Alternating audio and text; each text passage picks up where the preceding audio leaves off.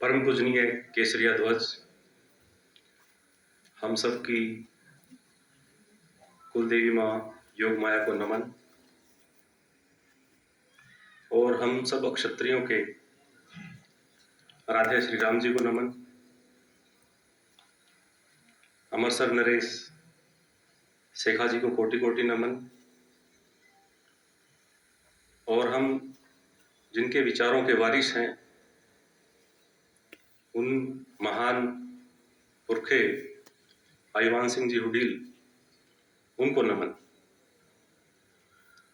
मैं ठाकुर यशपाल सिंह तंवर, गांव नरवल, जिला कैथल, आप सभी को सादर जय श्री गोपाल जी की अर्ज करता हूं। मेरे से पूर्व वक्ताओं ने लगभग सभी बातें कह दी हैं।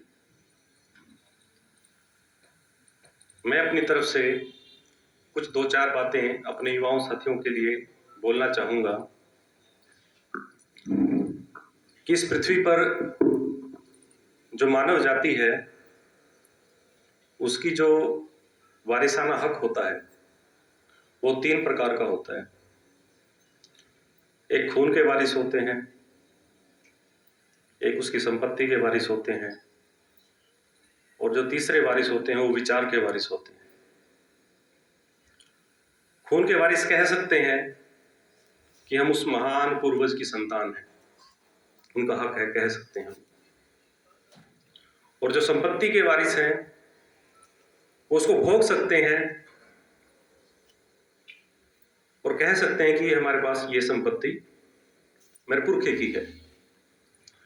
और जो सबसे बड़ा जो वारिस है वो विचार का वारिस होता है।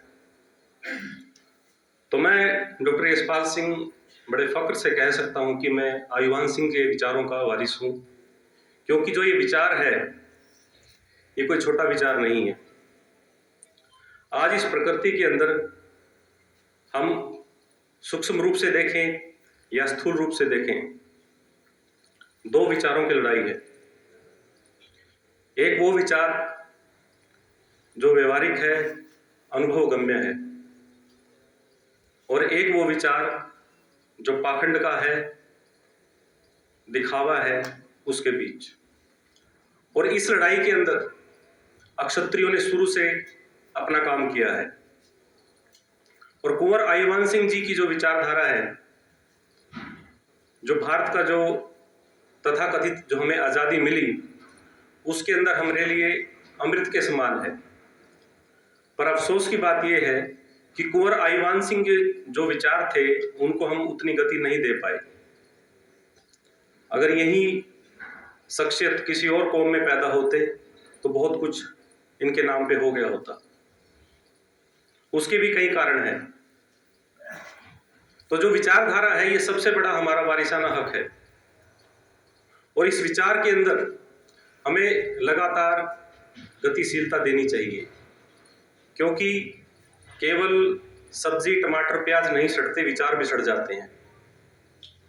और इसी विचारों को गति दी हमारे श्रद्धेय महार साहब ने, उस विचार को और सशक्त किया। और ये विचार हुडील से धीरे धीरे धीरे धीरे मेरे गांव तक गया।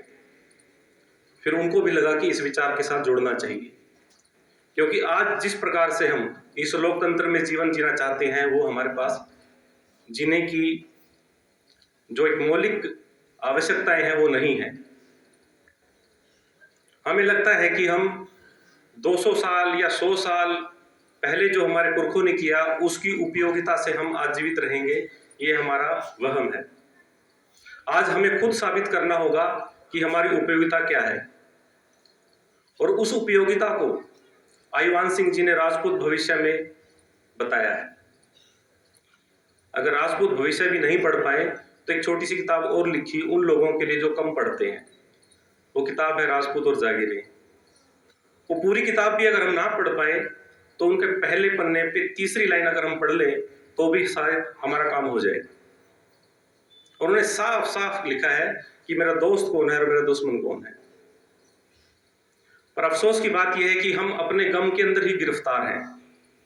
हम सोचते हैं कि हमारे ऊपर ही जुल्म जाती हो रही।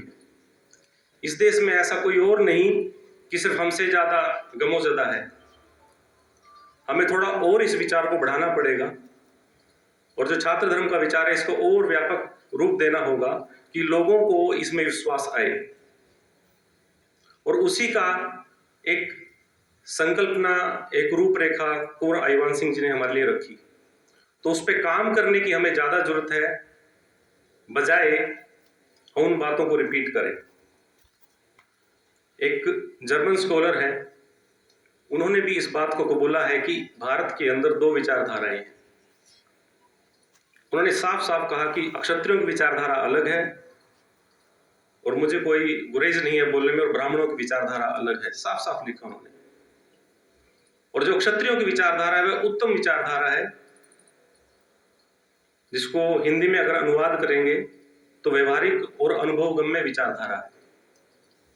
पर जो पाखंडियों की विचारधारा है उसको उन्होंने बोला मैजिको रिलीजियस, यानी कि जादू टोना, दिखावा, वो विचारधारा है।